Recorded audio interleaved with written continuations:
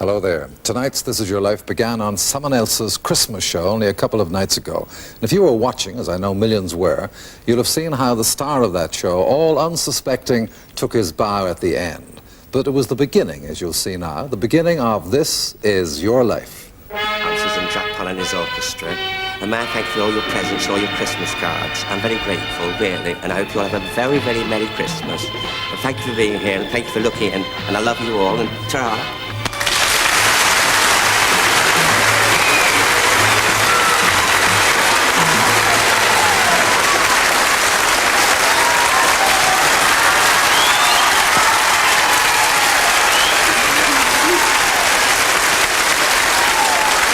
Grayson, tonight, This Is Your Life.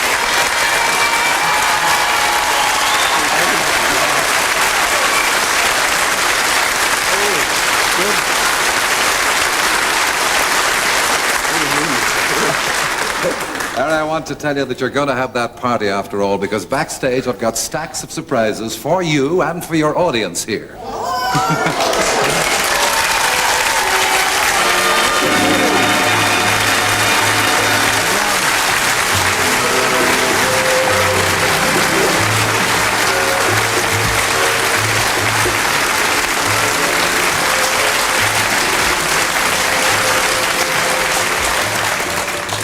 Got your breath back?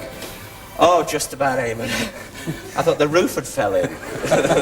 This Is Your Life, Larry Grayson. Less than 12 months ago, few people knew your name, but today millions know it, and your famous catchphrase, "Shut that door."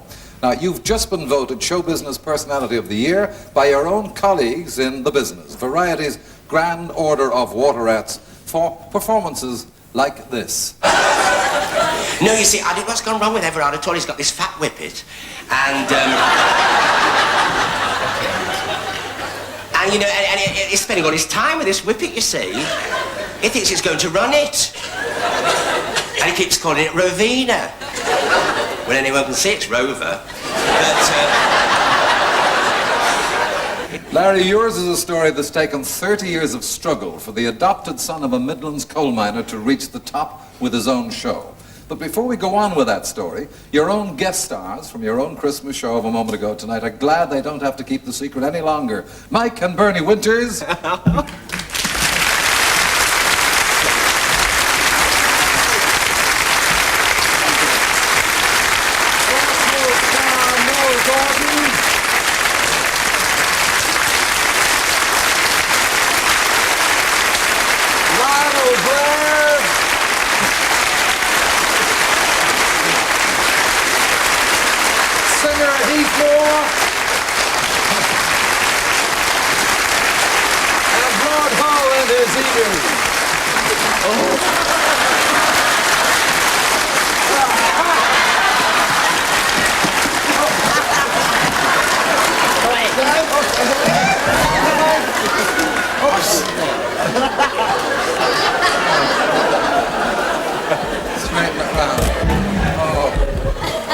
I'll kill that bird. I knew I shouldn't have risked it. I know.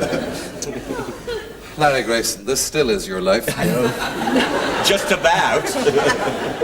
And for the first few weeks of that life, you were cared for in a foster home before being taken by the family who were later to adopt you, the late Mr. and Mrs. Jim Hammond, and their daughters, Florence and May. And for over 20 years of that life, you lived in this house, which you'll see over there, and which you know so well, number 52 Clifton Road, Nuneaton, Warwickshire, looked after by Florence. And just a few months ago, you moved to a new house where Florence still looks after you. You affectionately call her Fan. Fan, oh yes, they all call her Fan. They do, and she's here now, the closest person to you, Florence Hammond. Fan.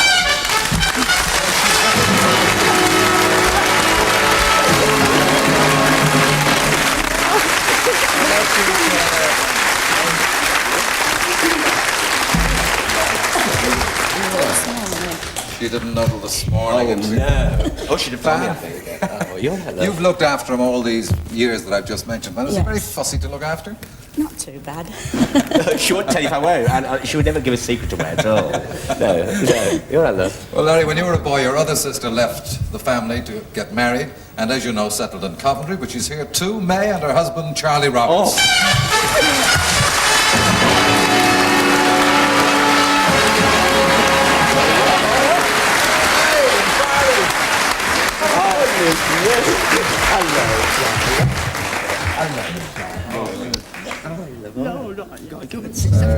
Now, Larry, as a child, you were determined on a stage career. And at 12, inspired by your heroes on the local cinema screen, you were producing shows for these neighbors in this backyard wash house of your first home.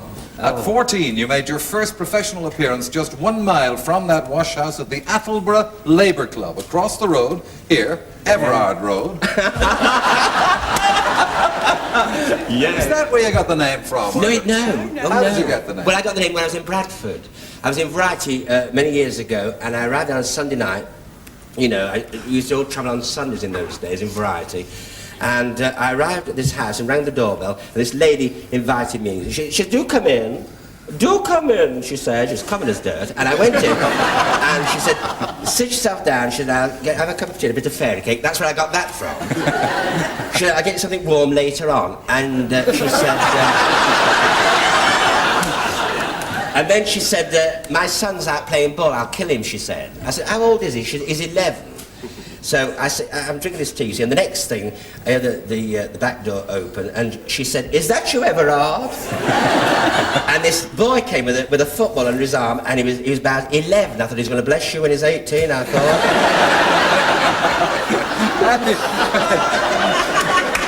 Larry, for this professional debut of yours at the Labour Club, you took your first stage name. Yes. You remember what it was? Yes. Billy Breen. Billy Breen. That's right. Well, it was Billy Breen, the boy comedian who appeared at the Attleborough Club, and it was the man who put on the show, a neighbour, in fact your local butcher, that you'd impressed by your determination and wit, who pushed you on stage that night. Yes, he did. But within a few minutes he was off again, almost crying his eyes out. That neighbour, now 73, retired, but here tonight with his wife Nellie, Alf Freeman. Oh.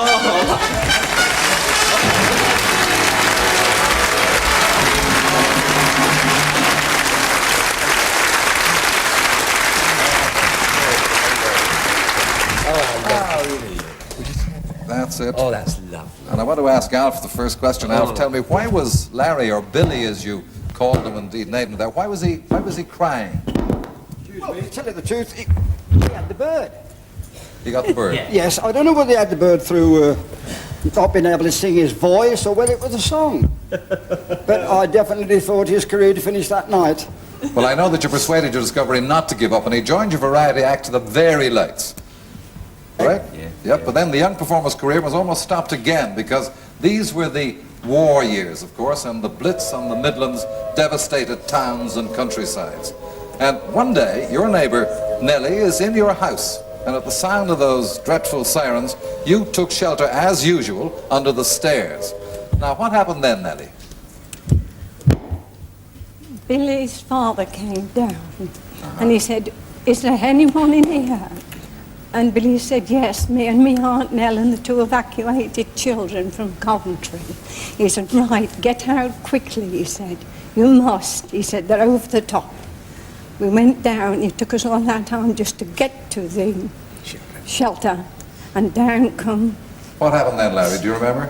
Well, yes, because we went to the shop, we just got in the shelter, and there's this terrible explosion, and we were in the shop about an hour. We came out, and the houses were gone completely, floored, And, of course, if it hadn't been for my father getting us out of the place, into the shelter, we would have all been killed. Wouldn't we, darling? But we're here, aren't we? And isn't it a fact that the stonemasons opposite your house was blown up as well? Oh, yes. And there's a cross by the house, and it said, peace on the cross. Yeah. Well, that first winter after the war, you and Alf joined a company called, hopefully, Tomorrow's Stars for a tour of pubs and church halls in Devon and Cornwall, travelling through the heavy snowfalls to a different place each night. Now, once during a park cut in North Loo, Devon, you had to send the audience home for oil lamps before you could continue the show. Yeah. Alf, tell me, what sort of things did teenage Larry Grayson do to entertain these audiences? Just the same as he does today, just messes about. But the young Larry had a problem, I believe, remembering his lines. He still does. You need a mind reader. A star you were to work with 25 years later, comedian and actor Leslie Crowther.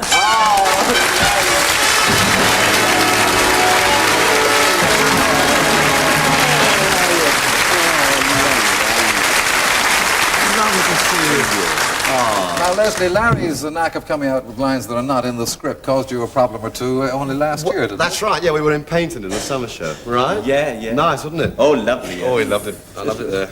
Enjoyed it, didn't you? Oh, very much. I loved it, you know. And,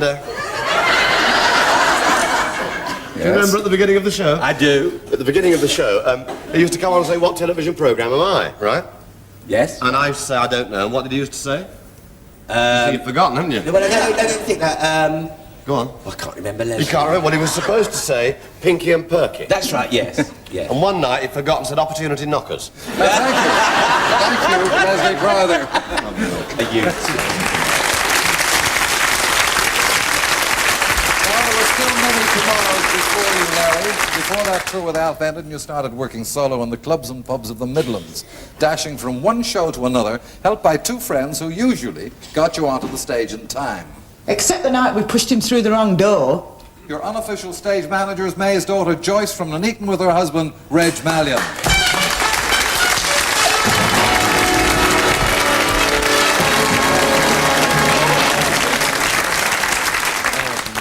Now, Reg, what door should it have been that night? It should have been a stage door to club in Warwick.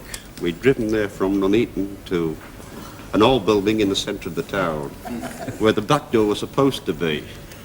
But all the doors looked alike. Yes, we have a picture, I think. Yes, Yeah. there they are. And what then happened? Well, we was in a rush as usual and just dashed in. Joyce? I said, get in here. Get into this door here.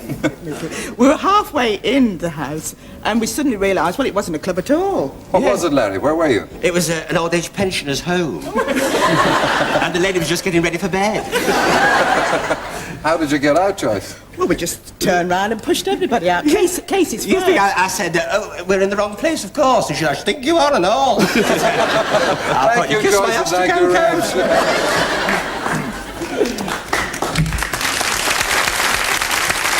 Well, on stage or off, the unexpected often happens to Larry Grayson, and a lot of your real-life experience you use in your act. Now, we heard earlier about Everard, but what about that other character, Slack Alice? Oh, well, because Slack Alice, actually, it all came from my Coleman's daughter a long time ago. She never knew I used to call her Slack Alice, but I did. Anyway, by the mid-60s, Larry, after 20 years as an entertainer, you're still waiting for that one lucky break to stardom. Now, though your health suffers, you continue to work hard up and down the country, still hoping one day to break into big-time show business. But then the stress began to take its toll, and on the morning of the 28th of October 1969, you collapse on the floor of your home in Nuneaton. Found there immediately phones Joyce, who's a trained nurse, and she dashed round. What happened then, Joyce? Well, he was in a collapsed state on the floor and I could see it was very, very serious, so I immediately rang for the ambulance and we got him into the Manor Hospital where he had a blood transfusion. I could see it, and it certainly saved his life. Well, after more transfusions, you're on the way to recovery and soon get well enough to have this picture over here taken. You haven't seen those favourite nurses since they helped you fight back to health. And only last week we know that in one of your very free moments you called back to that hospital to see them. They weren't there and you were disappointed because they've since got married, but they are here tonight from Nuneaton, Errol Turner and Carol Cox.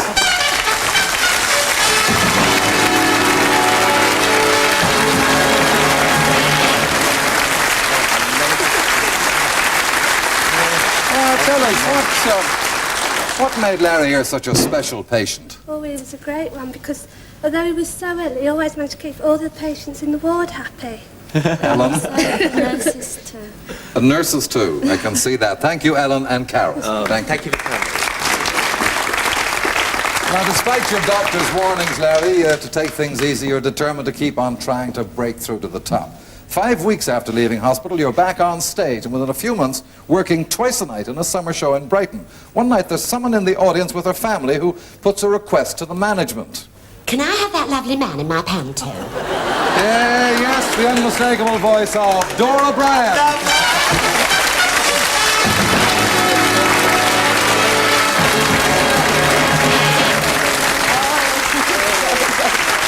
I never remember what I'm going to say. Dora, Now don't start. Now don't start.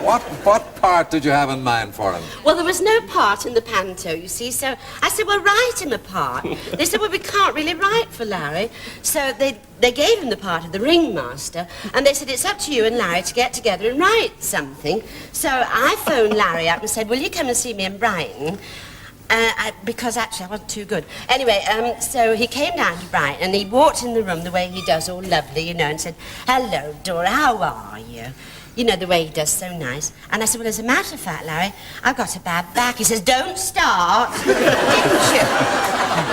And he says, have you got a vest on? I said, no, I haven't actually. He said, get a vest on.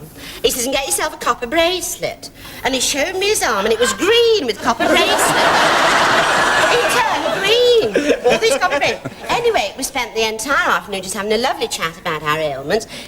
My children got home from school, he had a chat with them. He then went next door to see my mother and father-in-law and had a chat with them. We never wrote the script. Never at all. You didn't discuss the part at all? Well, there was no point anyway, because when we did the panto, I mean, we never said the same thing twice anyway, did we? Never. The panto was No. what? Oh, the pantomime. Oh, yes. The pantomime was Goldilocks and the Three Bears. Did they smell those Oh, they did. bears? I used to, you see, I wasn't Goldilocks. I was Goldilocks' mum. I played it just like Hello, Dolly, didn't I?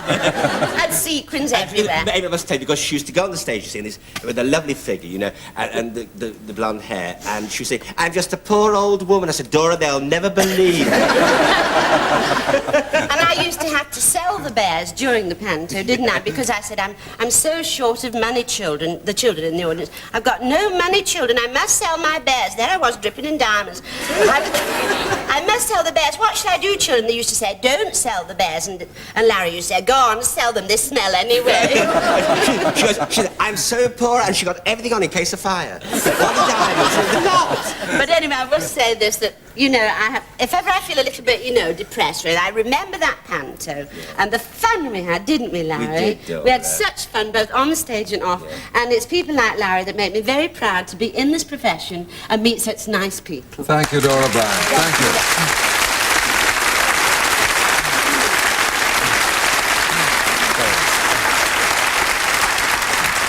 As a matter of fact, Heathmore, you were in that summer show when something else happened, yes? That's right, yeah. Well, it was during that season that Larry coined the phrase, shut that door, because my manager, Evie Taylor, if she ever wanted to tell us anything in confidence, she'd come in and she'd say, shut that door. You always did. She'd say, and I used to stand in the wings every night and watch him, and he used to do this bit about, look at the draft, look at the muck, and all this, you see. And then he saw me standing there one night, and he said, shut that door. Well, it's a catchphrase that the nation first heard on this very stage, on your first live Saturday variety from these ATV studios, when, in fact, a lot of doors started to open for Larry Grayson. shut that door. No. Riff-raff. No, but you see, I've loved all this musical comedy. Like, I've been going around with John Hanson for years, you know, he couldn't bear me. No. I was with him in the Student Prince, he wouldn't have me near him. Not, I mean, he sings better than I do, of course, but I mean, he couldn't swish his cape like me. No, the way I used to swish my cape was the talk of the business, but, you know... Larry, you told millions on that show there that you're implied that you sang in the Student Prince, but to one man it came as a complete surprise. It's not true, he just hasn't sung a note from the prince in his life. The Student Prince himself, John Hanson.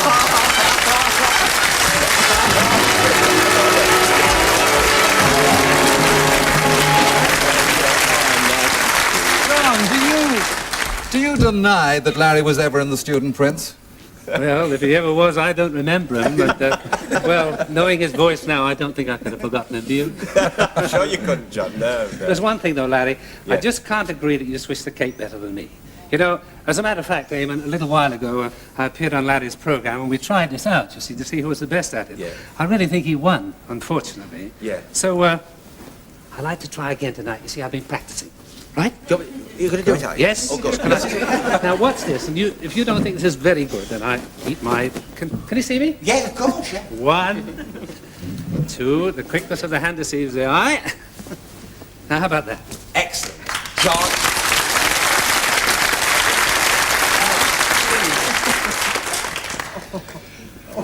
Well. Have yourself a merry little Christmas. Yeah, come on.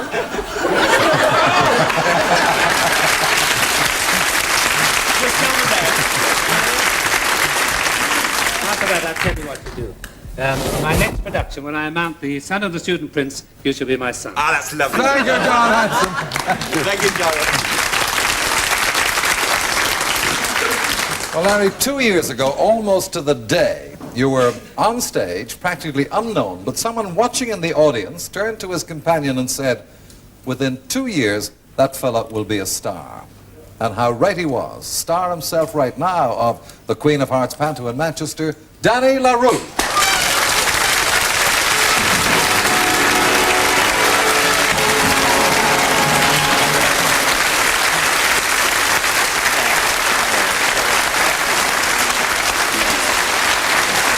Well, Danny, in fact, you did more for Larry's career than just make that prophecy. I didn't do it. Larry made his own career, you see. People have to see, like I was seen by somebody who said he's going to be all right. I saw Larry, and I had my nightclub, as you know, which is no longer with us. I couldn't leave the club because it was impossible to find anybody to replace me. And one night I said to my manager, I'm going on holiday, I couldn't care less. And there's one man that can do exactly as I do, and probably better, because he does in a suit, I need feathers. It's going to be Larry Grayson, and there he was, and he did very, very well. I was delighted, and I think, well, you've all got what he's got. You see, talent is in there. It's taken longer to come out. But look what they've been missing all these years. This is marvelous. Couldn't agree more. Couldn't agree more. Thank you, Danny LaRue.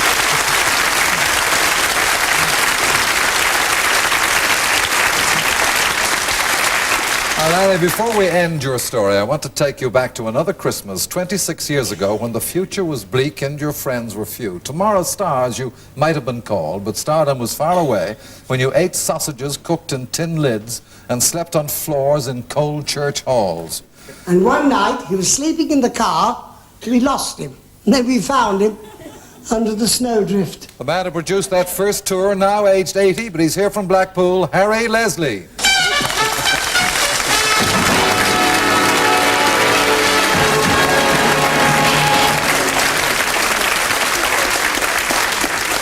Harry, what a Christmas that sounds. You're telling me. We found him in this snowdrift, stuck in the car, frozen. I said, Bill, come on, get yourself out. He says, I can't.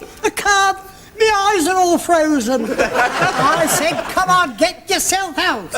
I said, you'll be all right in another 5 minutes when we get you in the hall where the logs are burning. And when you get that cape on and that woman's bold bonnet, you'll be just yourself again. All that was 26 years ago, and Fam, you're the most important person in his life. You've seen him up and you've seen him down. Yes. Did you think he was going to make it? Yes, I thought so. You always thought so, as you told me today. Happy New Year, Larry. Our present to you. This is your life.